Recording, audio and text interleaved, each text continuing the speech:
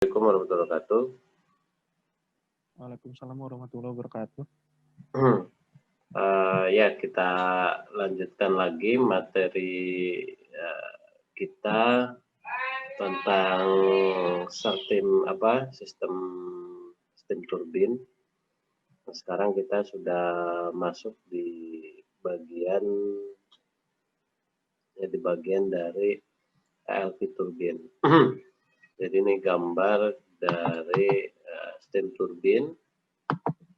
Di sini kita bisa melihat ya, ini HP, IP, LP. Kemudian kalau di zoom lebih detail,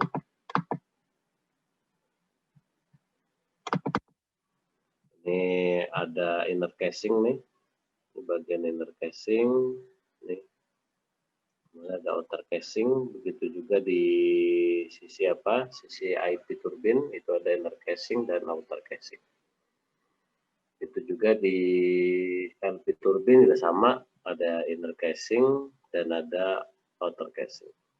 Jadi inner casing ini selain dia sebagai steam guide ya, jadi biar steamnya tidak keluar dari area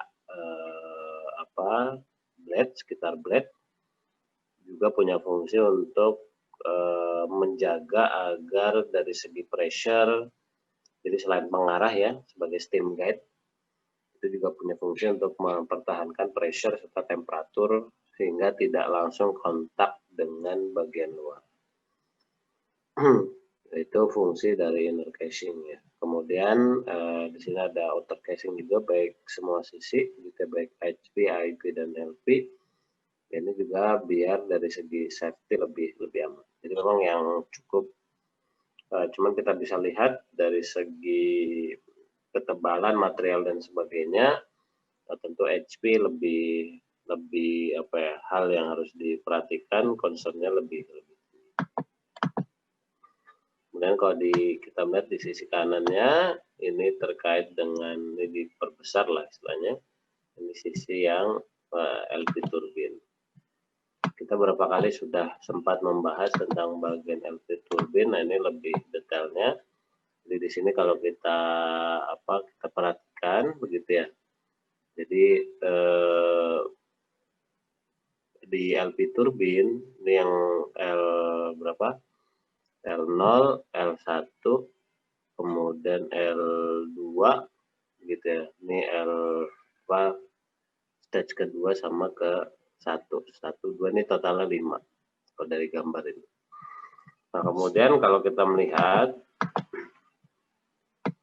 ya, jadi di sini nih di ujungnya, jadi ada yang modelnya ini tersambung ya, di bagian ujungnya ada juga yang tidak, ini yang nyambung, kemudian di tengahnya seperti ada wiring gitu. Jadi seperti wiring nih nyambung gitu ya. Jadi sebenarnya bukan seperti wire dimasukkan, tapi dia modelnya antar plate itu disatukan. Gitu. Kita zoom lebih besar. Ini ya seolah-olah nyatu dia. Gitu. Kemudian ini yang tadi inner casing dan outer casing. Nah, steam masuk dari bagian atas, kemudian terjadi ekspansi hingga di stage paling akhir, kemudian akhirnya masuk ke kondenser yang posisinya di bawah dari LP turbin. Itu secara gambaran geometri. Jadi ini nomenklatur atau penamaan ya dari steam turbin. Ini kita bisa lihat nih ada 6 untuk gambar ini ya, L1, 2, 3. Nah, ini disebut L2, L1, L0. Nah, ini last stage plate-nya sebelum nanti keluar atau ada turnover lah. Di sini ada putaran yang akhirnya masuk ke kondenser. Yang tadi inner casing secara geometri 2 dimensi ya. Kemudian outer casing. Ini penamaan yang lebih spesifik yang bisa kita ketahui dari dari steam turbin itu sendiri. khususnya di last stage blade. Jadi ada blade, kemudian ada mana di sini ada bearing ya 25. Ada bearing, kemudian ada ada bagian-bagian lainnya yang bisa kita pelajari. Jadi karakteristik LP turbin di LP turbin steam turbin begitu ya. Jadi di sini ada pertama adalah di LP turbin karena dia secara kualitas steam sudah menurun, kadar air atau moisture-nya lebih tinggi potensinya, kemudian temperatur lebih rendah serta pressure lebih rendah, maka dia membutuhkan area atau space yang lebih besar begitu ya. Nah, di sini kalau kita lihat begitu ya, jadi secara blade itu dia panjang, kemudian lebih panjang dibanding IP dan HP gitu. Kemudian maka perlu dianalisis secara 3D design. Kemudian ada juga yang menggunakan titanium blade gitu. Kenapa? Karena titanium blade secara mekanik dia lebih kuat gitu ketika menghadapi benturan dan sebagainya. Kemudian ya tadi load steam-nya efisiensinya lebih rendah, kemudian juga secara perilaku dari aliran atau kerjanya steam ini agak sulit diprediksikan. Kemudian ada faktor water droplet juga. Makanya untuk penanganan water droplet ini atau WDE ini dia menggunakan titanium dan erosion shield jenisnya Stellite dan flame hardening.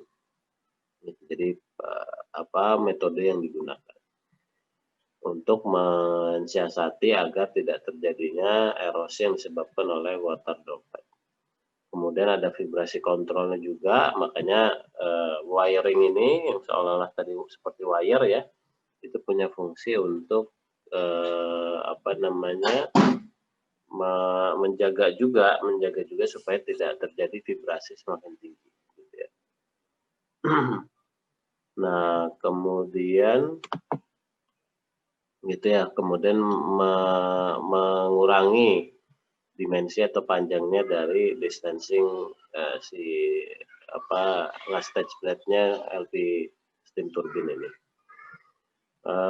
Maka itu perkembangan di sisi LP turbin memang rada lambat begitu ya, agak lambat dibanding perkembangan turbin di HP atau IP ya, karena memang tadi kondisinya agak lebih sulit ya.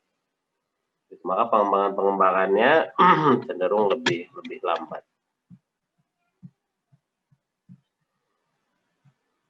Kemudian jadi kadang yang sisi ujungnya ini dia atasnya tidak tersambung. Tapi biasanya di sini ada wiring seperti wiring.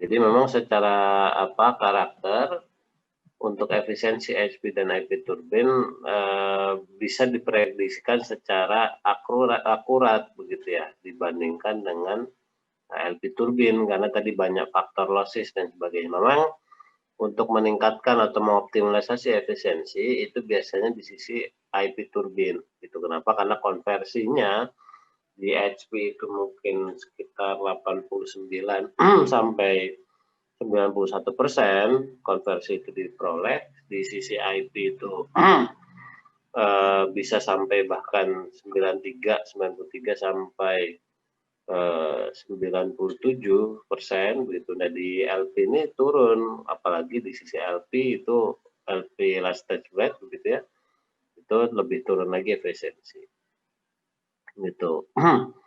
Kemudian secara keekonomiannya gitu ya, optimasi efektivitas, efisiensi serta capital cost, LP turbin tidak selalu berhasil begitu. Makanya pengembangan titanium, kemudian ada yang dari 26 inci, kemudian 30 inci, 32 inci, 36 sampai 48, terakhir itu 51 inci ya yang di mana di PLTN ya 51 inci itu Nah, itu proses pengembangannya ternyata tidak mudah begitu kenapa? Karena tadi faktor-faktor ya ketika dia ada water droplet, dimensinya lebih panjang, sementara rotasi kan putaran sama. Misalkan kalau di steam turbine berapa 3000 untuk yang 50 Hz, maka ya di LP turbine juga putaran 3000 untuk LP turbine ya, tetap 3000 RPM gitu. Nah, ketika 3000 RPM kehantem sama apa butiran atau water droplet tadi kan lebih besar bebannya ke blade-nya tadi. Kemudian ditambah lagi ada tadi karena panjang dia masa ada faktor vibrasi. Nah, ketika ada vibrasi ini dalam kondisi berputar ini kan yang membuat kondisinya lebih sulit dibanding sisi HV dan IP yang cenderung dimensinya jauh lah lebih rendah dibanding di sisi LV. Gitu. Jadi memang di sini ya karena kondisi wet steam inilah yang membuat juga analisis secara 3 dimensi, flow aliran 3 dimensi ini membuat ya makin beratnya atau makin tingginya complicated ya, tingkat kesulitan dan akurasi dari pengukuran atau perhitungan. Gitu. Sehingga juga ya otomatis untuk membangun atau menguji menganalisis di sisi LP turbin ini menjadi cukup tinggi biayanya. Dan untuk mengidentifikasi secara teori juga karena banyak variabel, banyak parameter ini yang membuat lebih sulit. Makanya memang biasanya untuk menghindari tadi ya cost yang lebih tinggi dan sebagainya, maka pendekatan CFD computational fluid dynamics ini menjadi ya salah satu bagian upaya untuk menyelesaikan problem-problem yang ada di sisi LP turbin ini. Jadi LP turbin memang efisiensi LP turbin ini terdampak sekali ya dari exhaust loss ini atau di sisi LP turbin large stage ini LSB ini memang terdampak sekali karena memang di situ losses itu paling banyak terjadi. Maka apalagi double ya dengan ada 2 double flow serta dengan luas anulus ya, luas ini area sini di LSB exit. Nah, ini juga mensyaratkan sebenarnya untuk LSB yang lebih rendah. Nah, cuman kan seperti yang kita kemarin kita sudah sempat bahas begitu ya. Jadi untuk beberapa kasus LSB rendah ini ternyata anulusnya lebih menyebab untuk power besar ya. Power di atas 500 gitu ya, 500 megawatt. Ternyata anulus area yang ternyata lebih sempit ini membuat lossesnya lebih besar. Maka mau nggak mau pengembangan peningkatan panjang last stage blade itu juga dilakukan.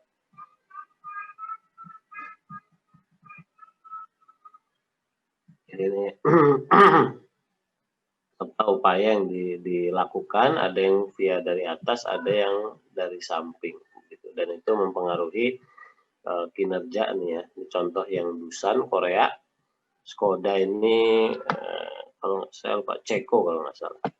Jadi mereka melakukan pengembangan, jadi masuknya nggak langsung ngehantem dari atas, tapi sengaja di spin gitu ya, dimutarkan baru masuk ke mana ke dalam turbin. Jadi kan biasanya dari crossover kan keluar nih dari IP turbin, kemudian masuk ke LP turbin, artinya dia masuknya dari lurus kemudian belok langsung menghantam gitu. Nah, hanteman ini yang membuat dia beda karakter, makanya di sini di yang Dusan dia dispinkan lagi gitu.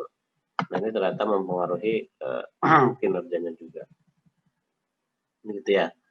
Jadi contoh di sini yang old design dengan new design dari segi inlet. Jadi memang di sini dianalisis begitu ya, dianalisis ketika memodel old design ya ini dari segi apa namanya inletnya gitu ya. Ini yang base design, ini yang new design. Dia ada apa di sini? First stage nozzle cover gitu. Jadi ada nozzle covernya. Nah, ketika belum ada nozzle covernya, ini wah banyak sekali daerah merahnya gitu ya. Berarti di sini ada pembebanan yang tidak merata begitu. Nah, tapi begitu dibuat covernya gitu ya, nozzle cover begitu. Oh ternyata secara komposisi pembagian aliran dan sebagainya ini ternyata lebih rata begitu dibanding yang old design. Nah ini pendekatan seperti ini menggunakan CFD analysis, computational fluid dynamics begitu.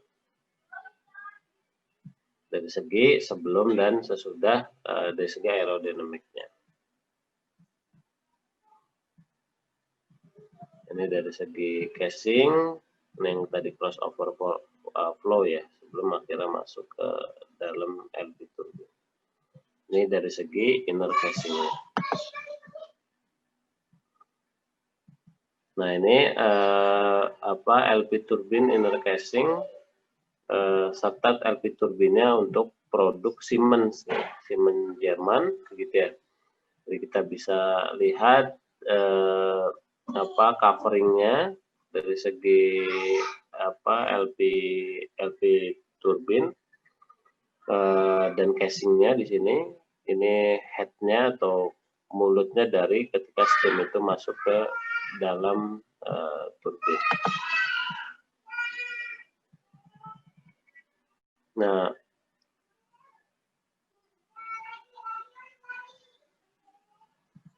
ini untuk Siemens ya, tipe SST5 6000 steam turbine Siemens. Nah di sini ada berapa teknologi yang mereka lakukan. Jadi mereka sampai mereduce clearance antara rotor dan casing, dan efeknya adalah meningkatkan efisiensi. Jadi pernah saya sampaikan, mudah-mudahan masih pada ingat ya. Jadi memang Siemens ini termasuk perusahaan pabrikan steam turbine yang punya kemampuan, salah satu keunggulan mereka itu adalah bisa memainkan packing ya kalau bahasa. Jadi reduce clearance ini salah satunya packing. Jadi mereka bisa dengan memainkan packing itu, bahasa kita itu bisa saving sampai 3 megawatt begitu, bahkan kadang lebih. Jadi dari permainan clearance saja mereka bisa saving di 3 megawatt. Nah 3 megawatt itu kan per hour gitu ya. Artinya kalau selama misalkan operasi 8.000 jam begitu ya, berarti kan 3.000 atau 3 megawatt kali 8.000 jam, berarti kan 24 berapa tadi? 3 ya benar, 24.000 megawatt hour begitu. Nah kalau 1 megawatt hournya misalkan oleh PLN dibayar 500 perak deh, biar gampang hitung misalnya. Nah itu udah keberapa? Udah kebayang kan angka yang diperoleh 500 kilowatt per hour misalnya. Berarti kan dari 24 juta kilowatt hour kali 500 perak. Gitu. Wah, itu sudah berapa ratus gitu ya, berapa ratus atau berapa miliar dolar yang saving bisa diperoleh. Nah dari situ intinya dampaknya akhirnya terjadi improvisasi, efisiensi dan sebagainya. Ini hal-hal yang mereka lakukan, salah satunya mereka menganalisis high performance 3D gitu ya. Kemudian juga ini barrel type, minimum radial clearance, kemudian fastener loading capacity. Ini kemudian advanced sealing teknologi yang mereka lakukan. Kemudian juga mereka melakukan bypass cooling untuk meminimalisir wall thickness. Jadi gimana? Jadi mereka memanfaatkan steam yang ada itu untuk melewati wilayah inner casing ini gitu. Jadi harapannya apa? Harapannya bisa mengurangi ketebalan dari casingnya ini gitu ya. Kenapa? Karena kita bisa kebayang nih volumenya dia berapa begitu. Ketika berkurang 1 mili saja, ini kan kali berapa meter gitu ya. Nah dengan pengurangan berapa mili di situ, tentu dia berpengaruh terhadap tadi ini dengan berubah 1 mili kali sekian meter begitu ya. Nah, itu kan sudah muncul angka sekian ton. Begitu. Nah, dari sekian ton artinya misalkan dia berhemat jadi 1 ton nih, 1 ton logam. Nah, misalkan dia pakai bahan yang ada titaniumnya dan sebagainya, wah itu udah kebayang 1 kilogramnya misalkan harganya berapa nih gitu. Misalkan bisa 3 juta nih. Oh, berarti kan sudah saving 3 miliar dan sebagainya. Nah, sehingga dari sini ditambah lagi ternyata dia berpengaruh terhadap efisiensi begitu. Nah, ini yang dilakukan. Kemudian dari sistematika casing untuk meminimalisir radial clearance ya otomatis tadi ya cara steam yang mengalir karena makin sempit radial clearance-nya, maka otomatis steam yang masuk ke jalur efektif yang nanti terkonversi menjadi energi kinetik kemudian menjadi energi listrik itu ternyata semakin besar. Nah, dari situlah nilai ya atau bahasanya tuh efisiensi bisa ditingkatkan. Ya, mungkin itu dulu ya, kita break dulu, kita sholat atau istirahat dulu, nanti lanjut lagi pukul 12.45 ya. Jadi karena nggak pergi kemana-mana kan, semua ada disediakan di rumah gitu ya. Jadi nanti kita lanjutkan 45 menit berikutnya. Paling itu dulu dari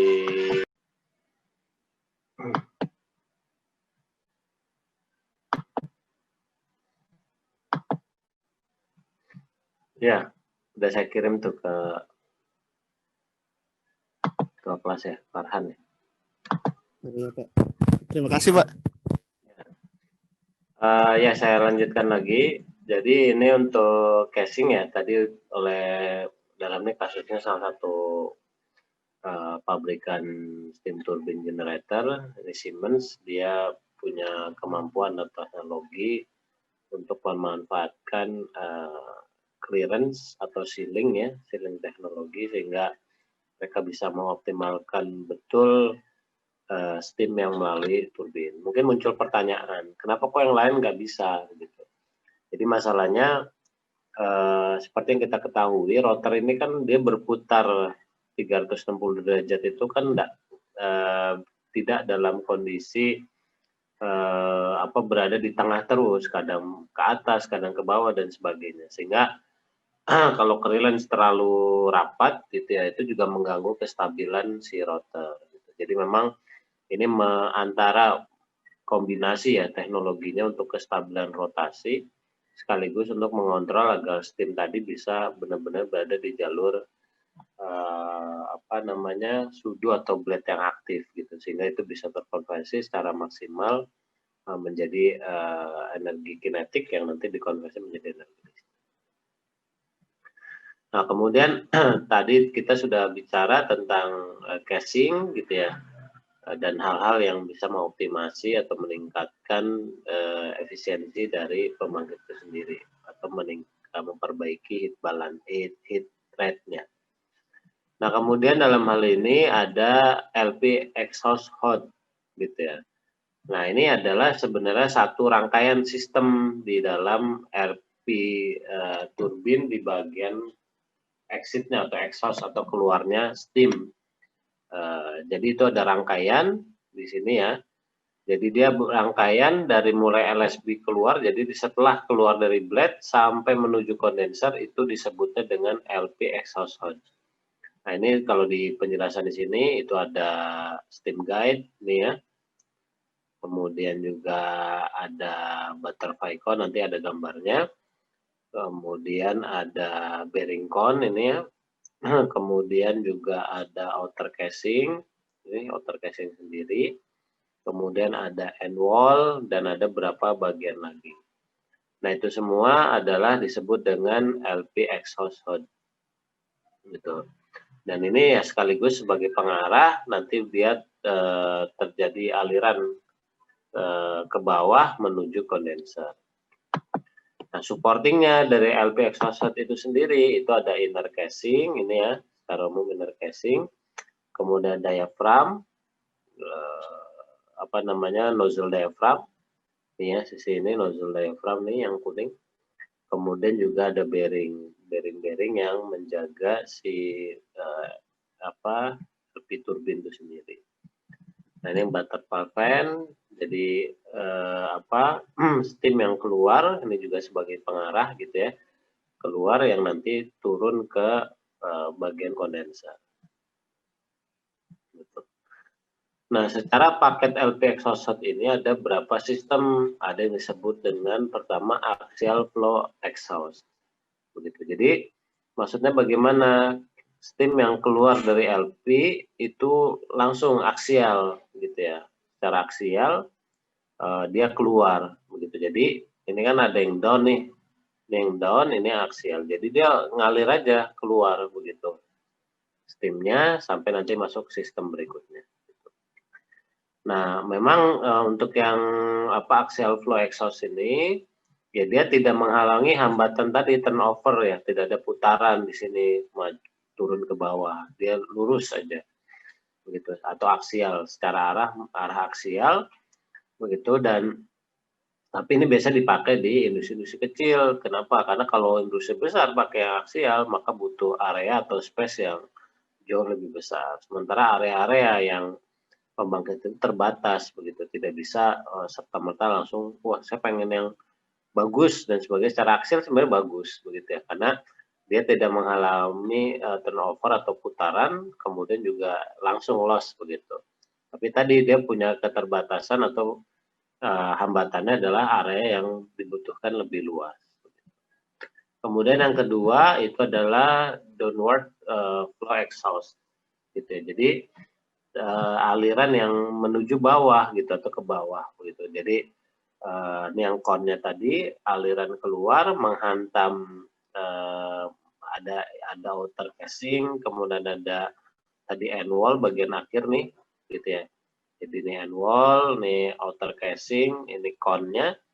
Jadi dia keluar nih ke sini. Kalau yang di bawah mungkin langsung menuju bawah, yang atas dia mantul dulu tuh baru balik gitu ya. Ini kan mantul, kemudian muter balik baru ke ini yang disebut butterfly fan tadi nih gitu ya, di sisi sini nih itu dia menghantam kemudian ke samping ngalir akhirnya menuju kondenser begitu. Nah ini tampilannya secara umum nih crossover masuk ke LP turbin ngalir kemudian menghantam end wall kemudian outer casing bearing con sampai akhirnya dia jatuh turun ke ini kondenser ya, menuju kondenser. Kemudian nanti setelah menjadi wujud air baru dialirkan ke LP heater pertama dan kedua ini yang nempel di atas begitu ya. Nah ini kita bisa lihat perbandingannya orang, kalau orang rata-rata 1,6 sampai 1,7. Nah, ini kita bisa bayangkan tingginya kondenser tadi, sistem kondenser itu. Jadi berapa kali lipatnya dari manusia. Makanya memang saat pengiriman ini, makanya kebanyakan pabrik-pabrik pembangkit itu pasti posisinya di pinggir-pinggir laut begitu. Jadi saat proses pembangunan begitu jadi langsung masuk ke kapal untuk diangkut begitu. Jadi jarang pabrikan pembangkit listrik di tengah kota begitu jarang, biasanya di pinggir laut. Karena memang selain tadi ya untuk mobilitas lebih mudah dan apalagi barang-barang mereka besar dan berat, nah ini membuat mobilitasnya lebih mudah ketika mereka di pinggir pantai atau pinggir laut ya. Begitu. Nah, memang secara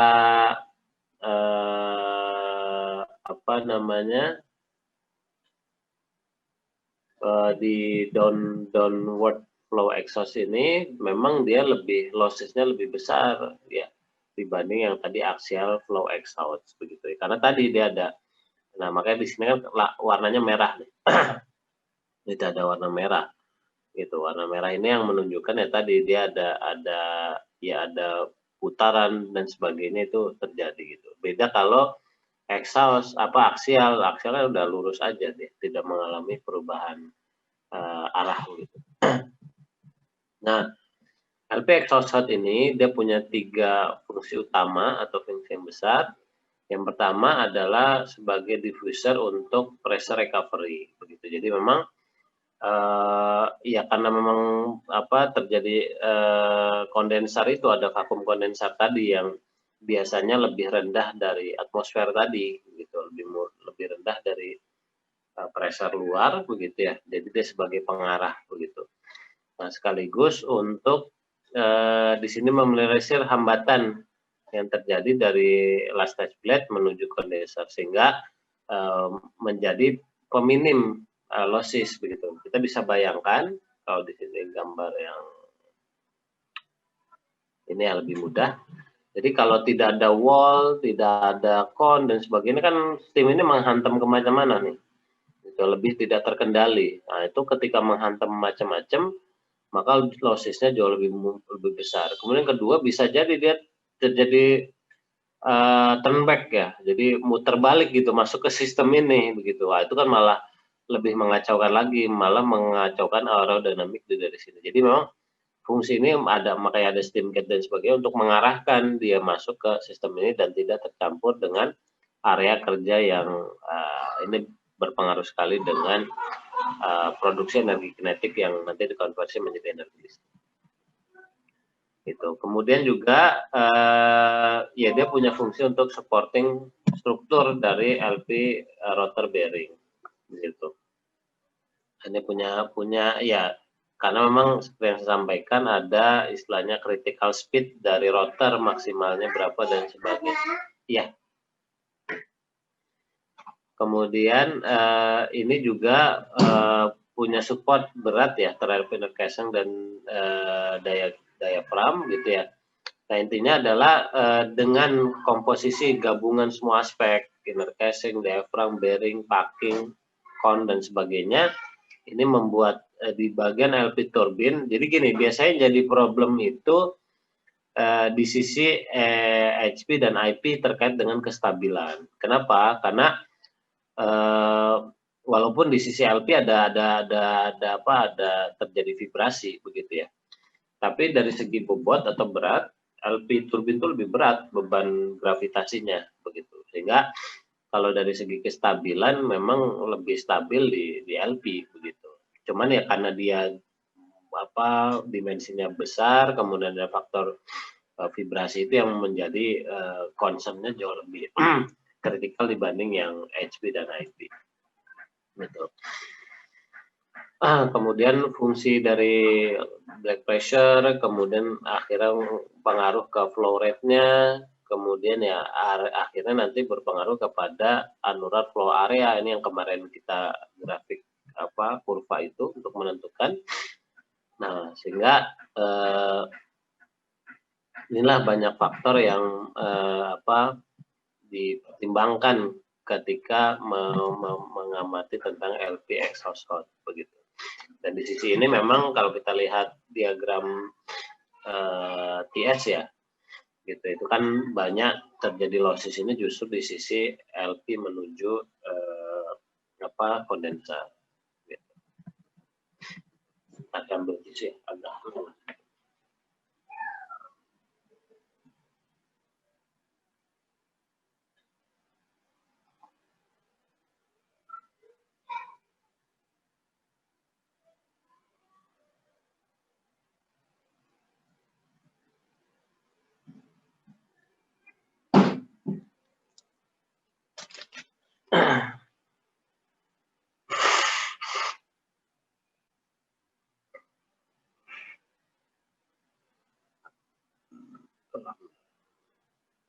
Ya, ini perilaku aliran dari LP exhaust hose, begitu ya. Jadi kalau yang arah vertikal ke atas, begitu ya, dia mengalami turn on, tapi begitu 1/80 derajat ke bawahnya ini ya dia langsung direct menuju ke kondenser.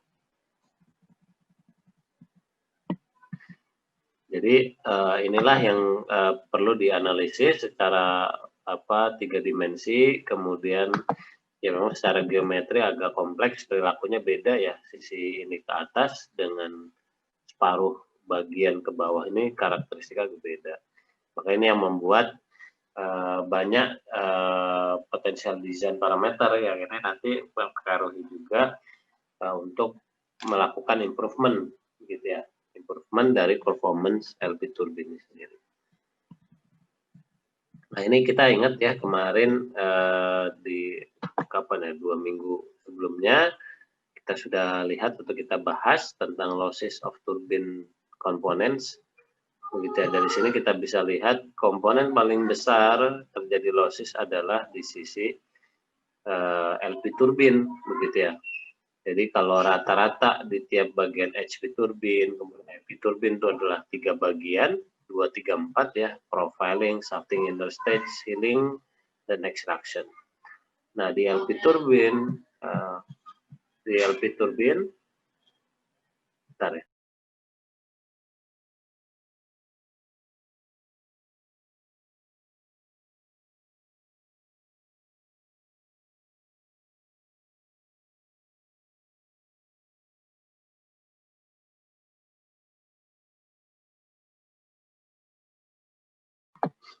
Ya, jadi di sisi LP turbine ini dia ada tambahan selain tadi ya 2, 3, 4 profiling, shaft, inner stage sealing, kemudian extraction dan exhaust.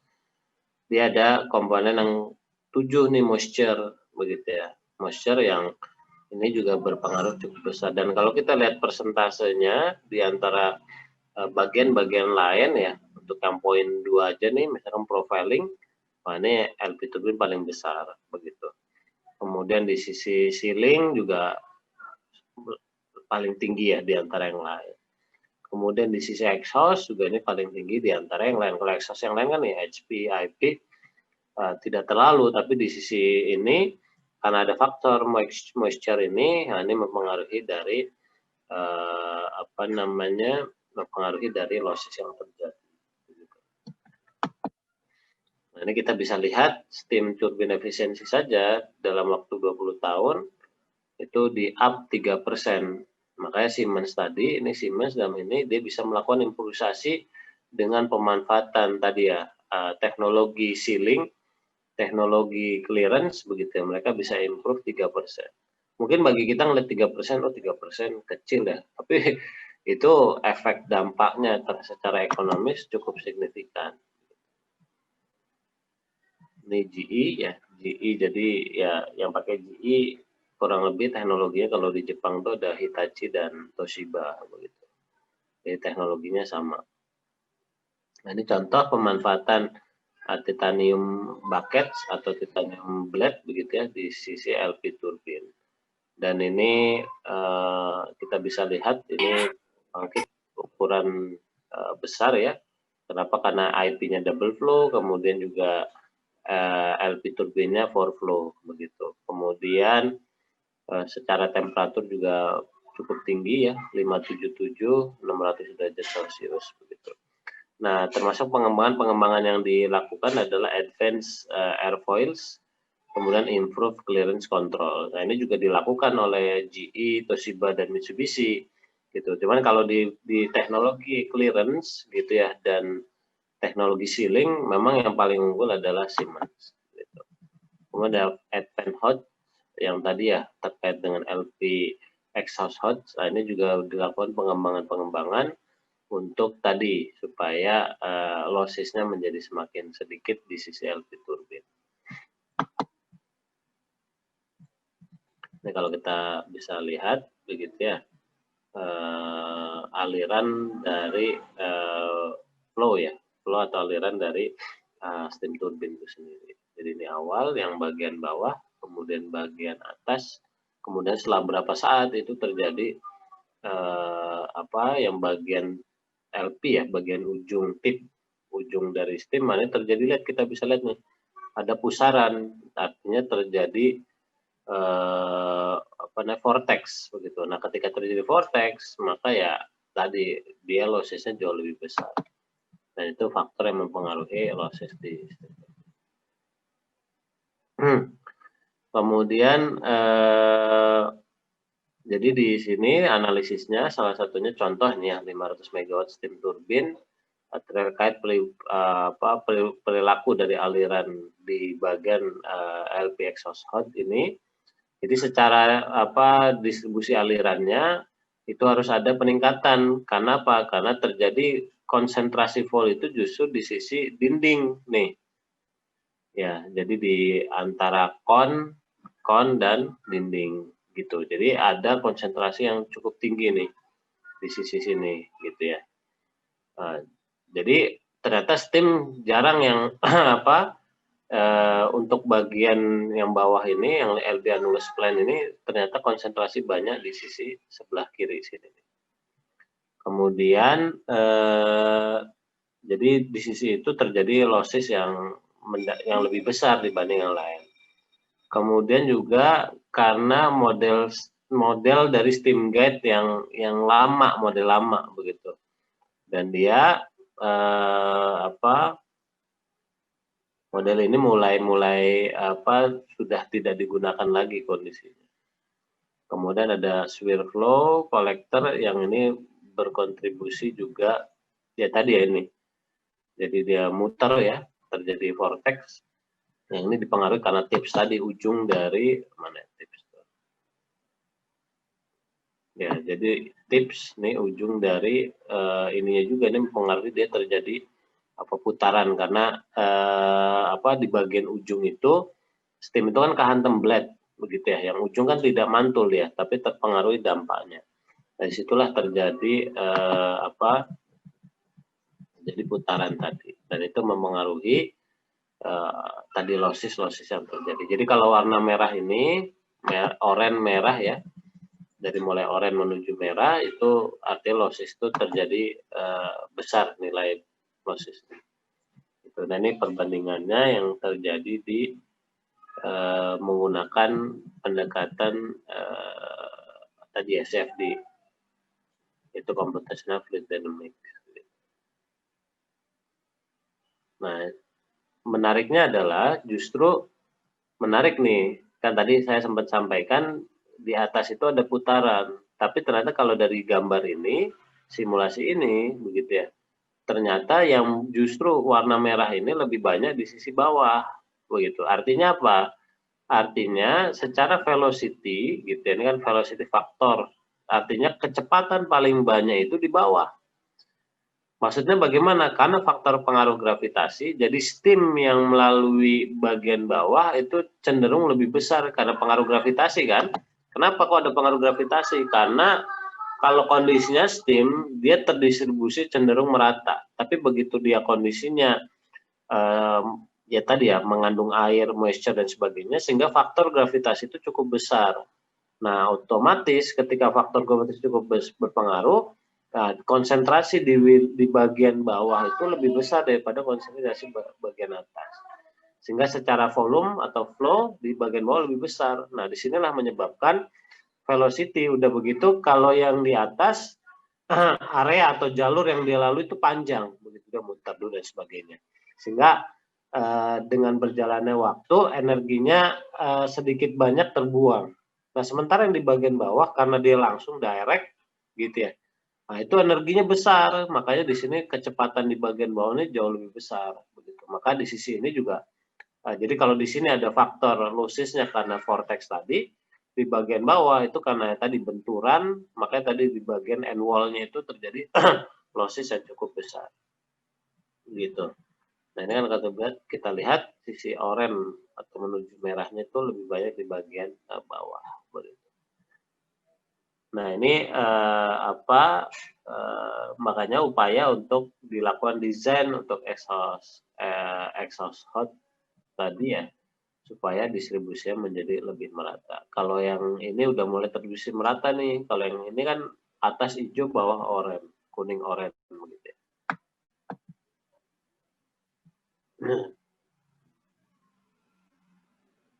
Nah, ini untuk mekanisme steam guide. Jadi kalau kita melihat ya, ini jadi vortex. Nah, jadi kalau konvensional design, jadi banyaknya volume itu justru di bagian bawah begitu. Nah, untuk yang improvement design begitu ya. Jadi waktu yang konvensional design karena dianggap flow-nya paling banyak di bawah, butterfly fan-nya itu lebih besar di bagian bawah. Ya otomatis volumenya makin banyak di sini. Nah, sehingga butterfly-nya di improvement design itu diperbesar dan dibuat homogen, bagian bawah bottom dengan bagian up ya atas itu dibuat seragam, sehingga distribusi sistem tetap memang tidak bisa dihindari karena ada faktor gravitasi yang bagian bawah tetap lebih banyak dibanding yang bagian atas. Tapi secara umum aliran distribusinya menjadi lebih homogen gitu ya, walaupun tidak 100% homogen karena kita bisa lihat di sini, dan paling tidak sisi warna oranye menuju merahnya di bagian atasnya juga terjadi. Kalau di sini kan hampir tidak terjadi begitu.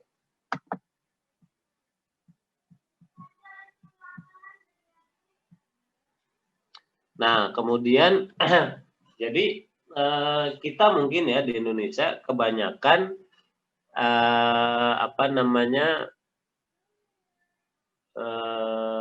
LP casing itu kan kebanyakan di inner. Inner itu maksudnya gimana? LP casing jadi turbin itu di dalam gedung gitu.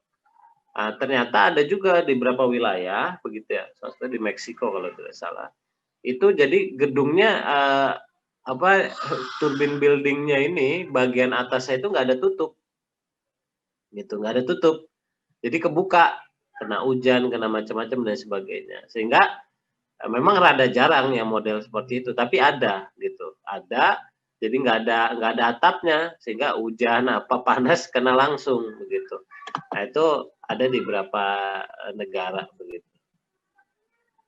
Nah ini contoh untuk LP turbin begitu. Jadi banyak faktor yang mempengaruhi kinerja dari LP turbin sendiri. Ini berarti 1, 2, 3. Cuma 4 stage gitu ya.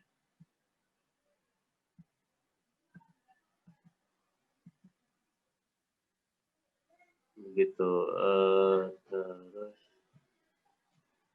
ini ya, konnya dan sebagainya mereka melakukan improvement. Kemudian juga ini mengenai ada disebutnya LP rotor shaft. Jadi rotor lah, shaft itu ya di rotor itu sendiri begitu. Nah, ini ketika mereka produksi. Gitu. Jadi kebanyakan shaft atau rotornya itu gelondongan logam begitu ya. Jadi logam gelondongan, ada yang bentuknya serang on, jadi ada rongga di tengahnya. Ada juga yang monoblok, jadi seragam satu blok ini logam begitu ya. Nah, jadi nanti jadi awalnya blok logam ini, nah ada yang nanti dibuat jalurnya untuk menaruh blade-blade tadi begitu. Ada yang modelnya kalau yang begini berarti modelnya yang impuls begitu ya, karena ditaruhnya di atas. Tapi kalau yang modelnya reaction, ada tinggal dilubangin bahasanya begitu. Nah, ini mengenai ada serang on, kemudian monoblok dan sebagainya, ini terkait dengan sebenarnya kan gini. Jadi dalam produksi LP apapun ya sebenarnya HP, IP, kemudian LP rotor, ini kan semua logam, padat logam, material yang padat begitu ya. Sehingga misalkan contoh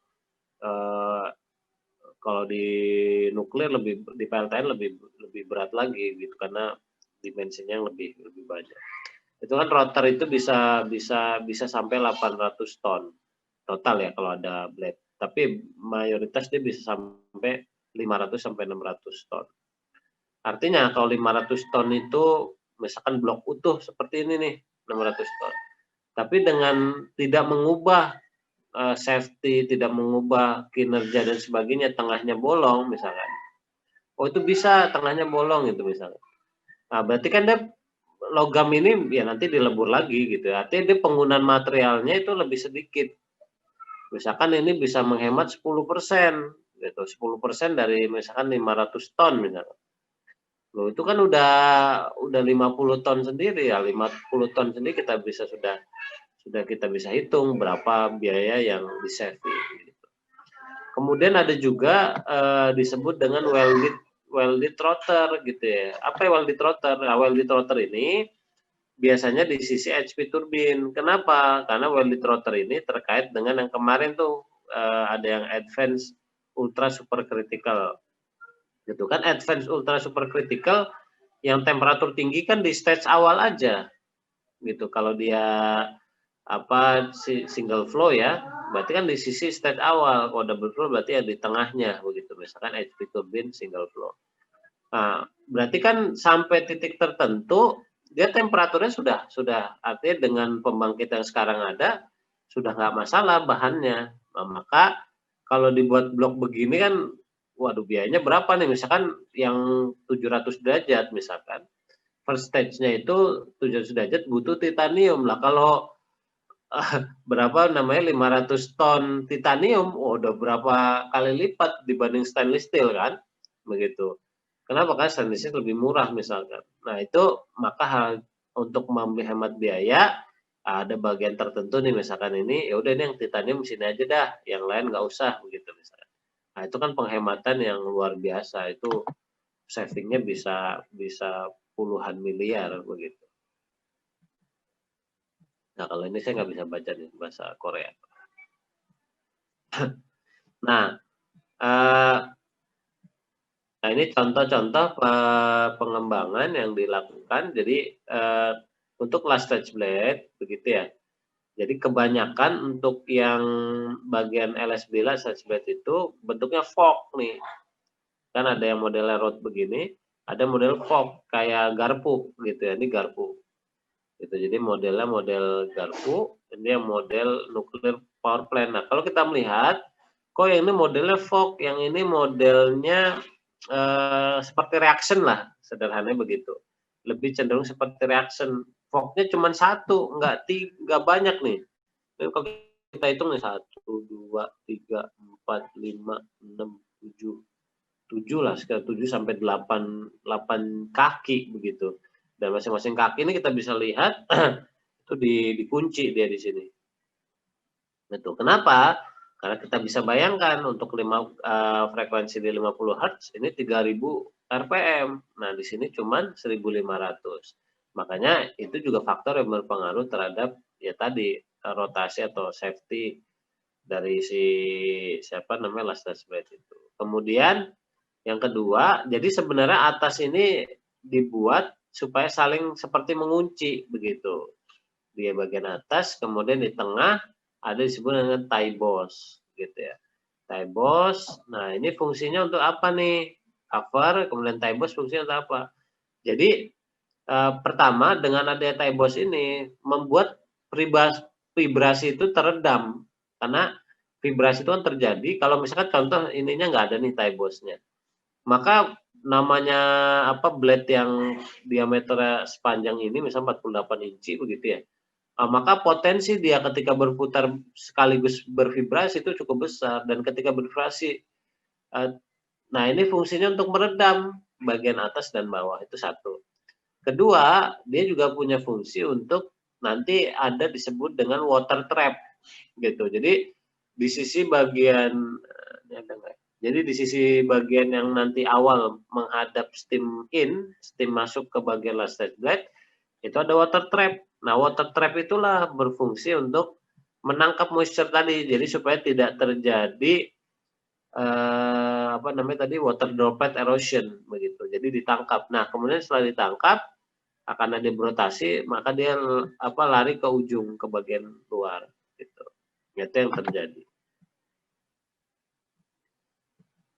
Nah, ini outlet area yang bisa dihitung. Jadi S ini adalah area yang dimiliki, area aktif yang dimiliki untuk nanti dimasukkan steam. Jadi ada pitch diameter, gitu ya, ini D, titik tengahnya dari rotor dan rotor ya. Jadi ini pitch diameter, jadi P kali diameter kuadrat, kemudian H tinggi area aktif dibagi dengan tadi pitch diameternya. Begitu. Nah, itu untuk menghitung area di dalam kedua-duanya ya, bagian atas dan bawah. Ya, intinya sih seperti tabung lah, selimut tabung dan ada area luas. Ini mengenai last side blade gitu. Jadi memang ya ini bagian yang harus diselesaikan vibrasi itu.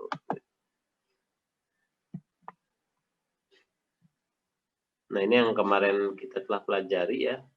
Jadi exhaust loss, kemudian volume flow begitu ya. Nah, ini existing blade. Nah, ini lagi dibuat upaya untuk meningkatkan infusasi digeser ke arah kanan gitu, karena volumenya makin banyak begitu, tapi dia lebih landai sehingga exhaust slot-nya ini bahasa sederhana ininya diturunkan nih di sisi yang beban tinggi gitu. Nah, ini terkait dengan anulus, turbin anulus areanya begitu ya.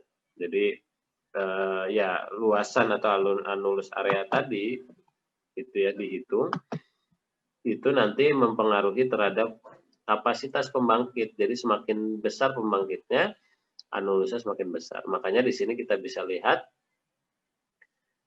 di yang 3 ini kan combine cycle ya. Cross compound, kemudian tandem compound. Nah, kalian tandem compound begitu ya, kita bisa lihat di Nah, yang di 50 Hz dan 60 Hz begitu ya. Nah, ini kita bisa 26 inci, 30 inci gitu di last touch blade-nya. Kemudian ini di yang 500 juga. Jadi sebentar.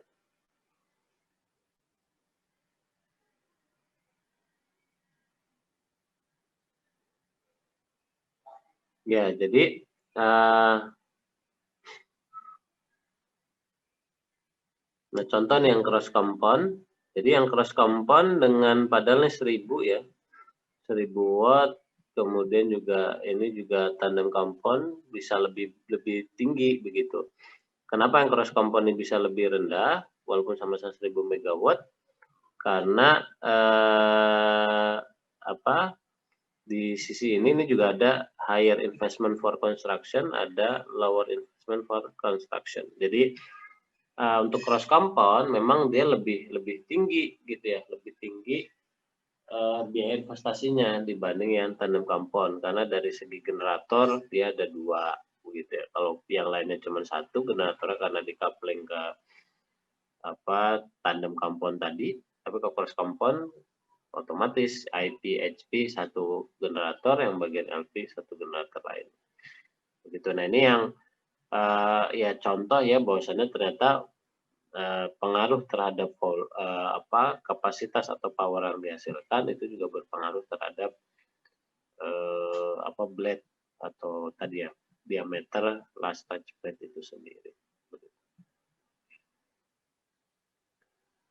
Dan tapi kalau kita bisa lihat di sini rata-rata 4 flow.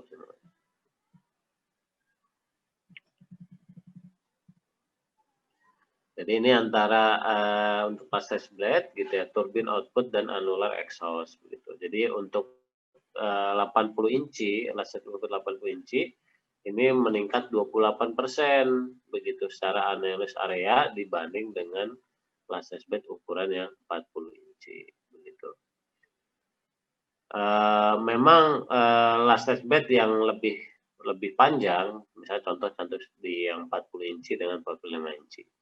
Yang 45 inci secara dimensi itu lebih panjang.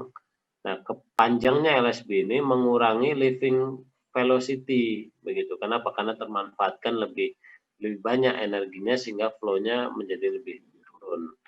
Gitu. Kenapa? Karena dia impuls. Ingat kalau impuls itu di bagian blade terkurangi juga begitu. Kalau reaction kan beban kebalik. Pembebanan kan justru di sisi nozzle begitu. Nah, dari sini harapannya dengan penambahan panjang blade tadi itu mengurangi gitu ya dari sisi lossesnya, serta meningkatkan hit rate-nya. Maka memang semakin panjang blade biasanya efisiensinya atau hit rate-nya menjadi lebih baik begitu dibanding yang rendah.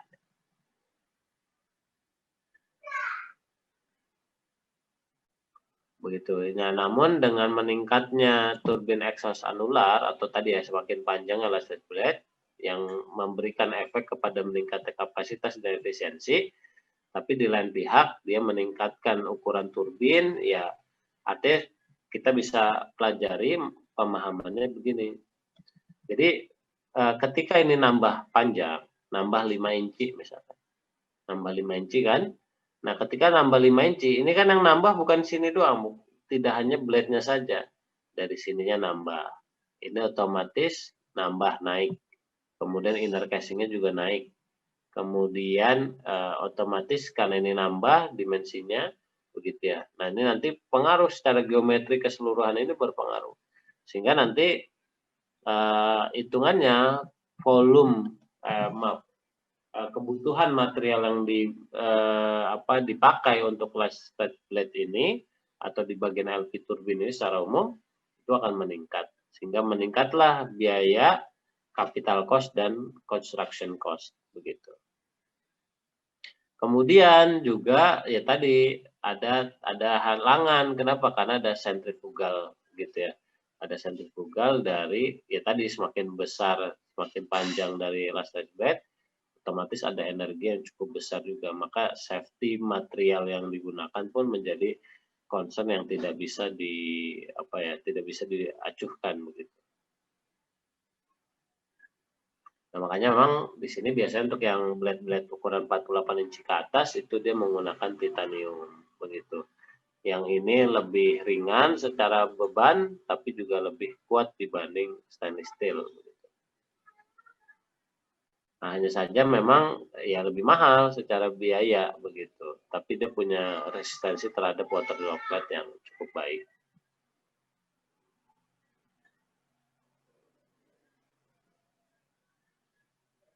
Ya, nah ini terkait dengan frekuensi juga berpengaruh.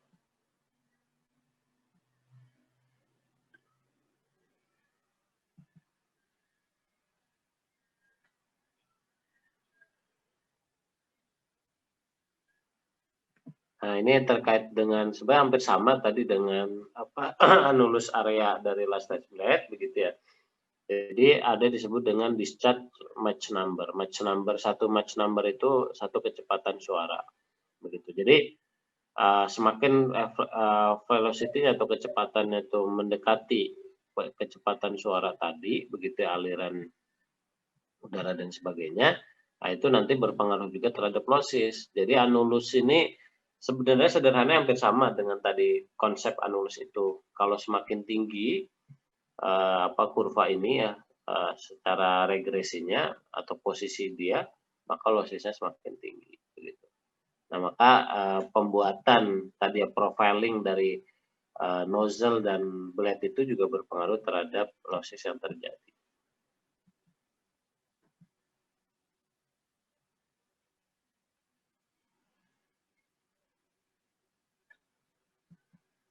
Nah, maka posisi dari blade itu sendiri begitu ini mempengaruhi yang saya sampaikan tadi, ada fork-nya nih. Ada 1, 2, 3, 4, 5, 6, ada 6 fork ya. Kemudian di bagian atas kadang dikoneksikan juga untuk mengunci begitu. Ini seperti wiring ya tadi. Nah, ini yang untuk tadi mengurangi match number di supersonic di bagian atas.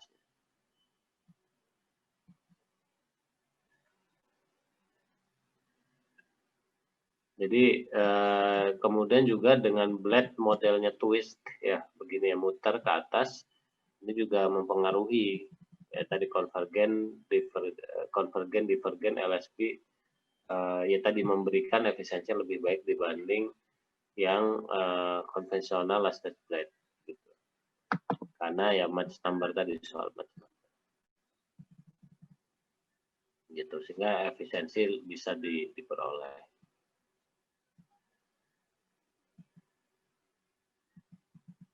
Nah, ini terkait dengan nozzle ya, advance last test bed nozzle ya.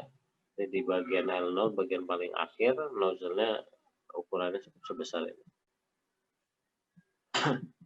Jadi improvisasi di sisi last test blade ya, di sisi L0 gitu ya. Yang seperti saya sampaikan L0, L1 dan L2 itu sudah pakem ya, istilahnya sudah paket yang tidak bisa diubah-ubah karena tadi sensitivitas yang cukup tinggi dan analisis yang tidak mudah juga ketika terjadi perubahan-perubahan.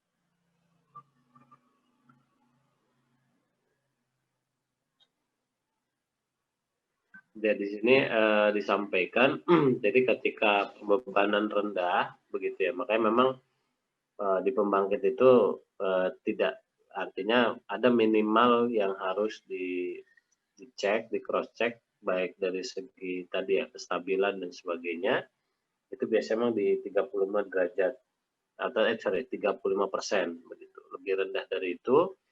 Nah ini terjadi vibrasi yang cukup tinggi, terjadi flutter ya, atau terjadi tadi vortex di sisi blade tadi gitu. Dan ini ya tentu mempengaruhi gitu dari flow itu sendiri gitu, dan maka terjadi tadi bahkan negatif angle attack gitu istilahnya. Terjadi tadi malah kembali lagi dia masuk ke sistem yang sebelumnya, dan ini mempengaruhi ya keamanan dari last stage blade itu sendiri.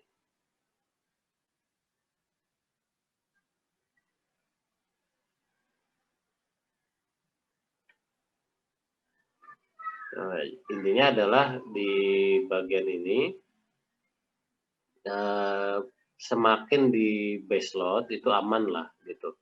Jadi kalau kita bicara memang kebanyakan fosil fuel ya, khusus untuk batu bara itu base load posisinya, sehingga dia tidak dioperasikan dalam kondisi rendah begitu.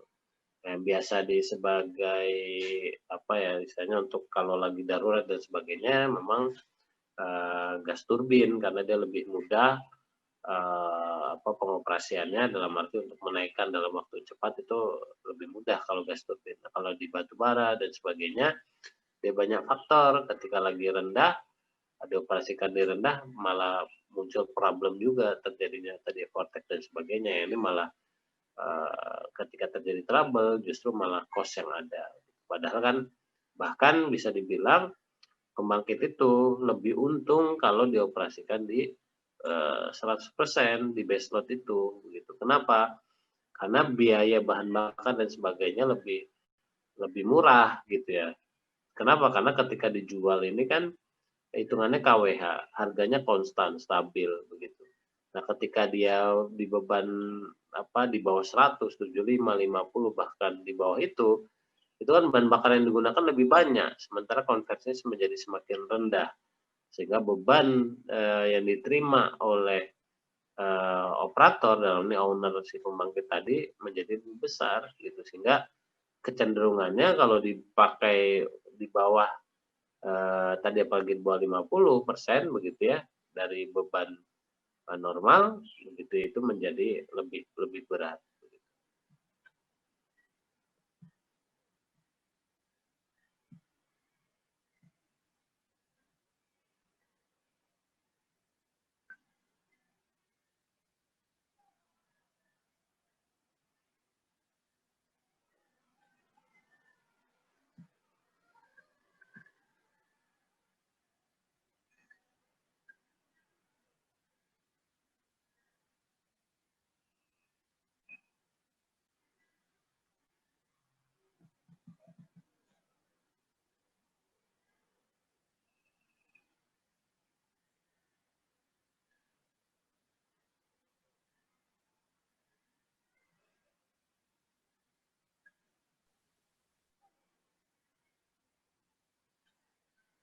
Ya, ini ada metode disebut dengan cold end optimization.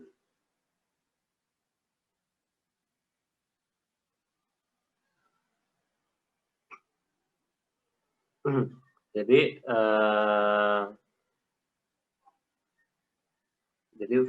cold end optimization ini adalah ya kita bisa pahami bahwasannya dengan adanya leaving loss ya atau steam yang keluar dari kondenser dari last stage blade atau dari exhaust LP turbin menuju kondenser begitu ya. Itu dia bisa dibilang itu semua adalah losses begitu. Karena itu ya tidak bisa dimanfaatkan gitu. Maka ada metode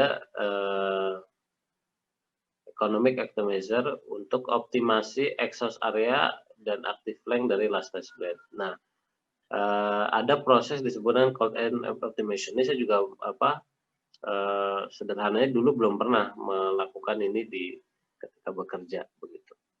Nah, tapi dalam hal ini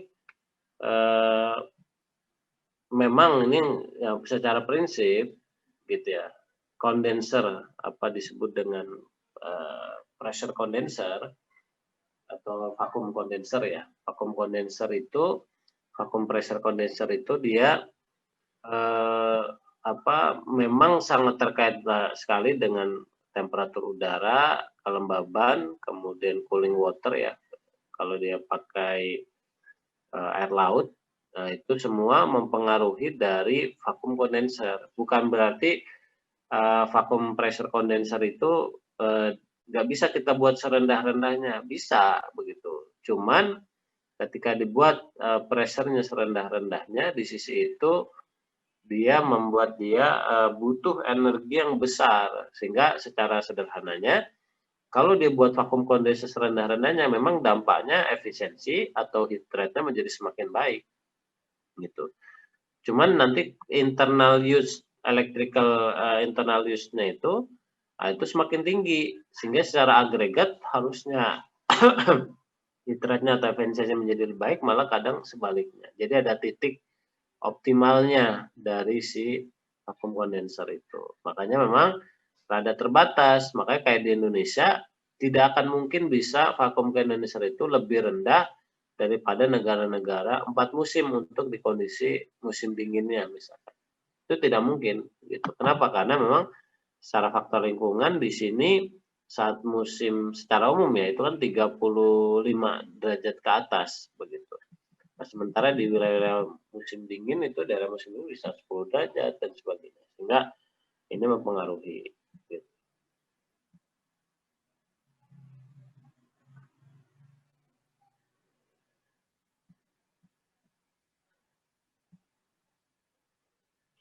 Nah ini ada, jadi choking tadi ya. Jadi ketika meninggalkan leaving loss tadi, steam tadi meninggalkan atau hasil exhaust dari LP turbin itu meninggalkan LP turbin menuju kondenser itu ada penyempitan begitu ya, ada istilah choking. Nah, choking inilah yang nanti juga mempengaruhi gitu ya, mempengaruhi dari losses di last stage blade tadi.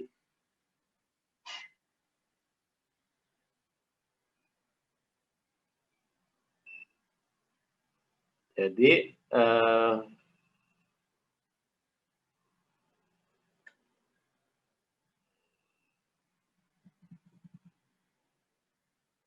kita bisa lihat semakin ini temperatur semakin panas ya kalau ke arah kanan. Nah, kita bisa lihat kalau temperatur semakin panas dari grafik ini ya, temperatur semakin panas maka vacuum pressure condensernya itu semakin tinggi begitu. Atau secara sederhana semakin rendah temperaturnya antara alat karena musim dingin dan sebagainya, maka vacuum kondensernya makin rendah.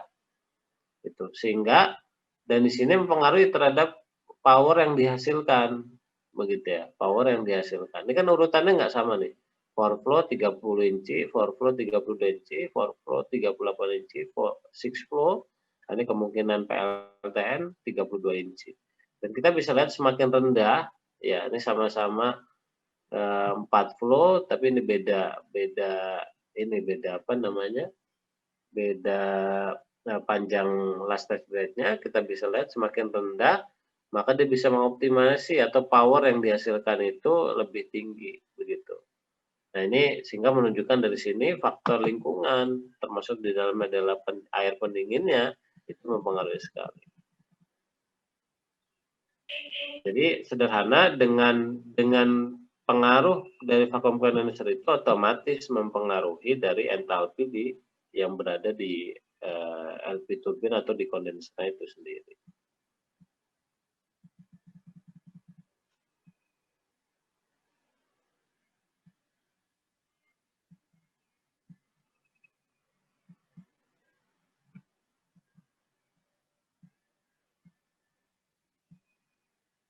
Ini terkait throttling kemarin ya, dan itu secara umum ya. Jadi saya memang tidak menjelaskan secara detail, tapi paling enggak kunci-kunci, karena kalau sudah terlalu detail ya nanti masuk di segmen dunia kerja, nanti insya Allah lebih kita bisa menemukan fakta-faktanya. Tapi paling enggak secara mindset, secara alur berpikir kita memahami. Mungkin itu dari saya. Ada dulu yang ingin bertanya atau ada yang tidak paham? Silakan. Atau ada yang mau menambahkan kalau ada yang kurang dari penjelasan saya?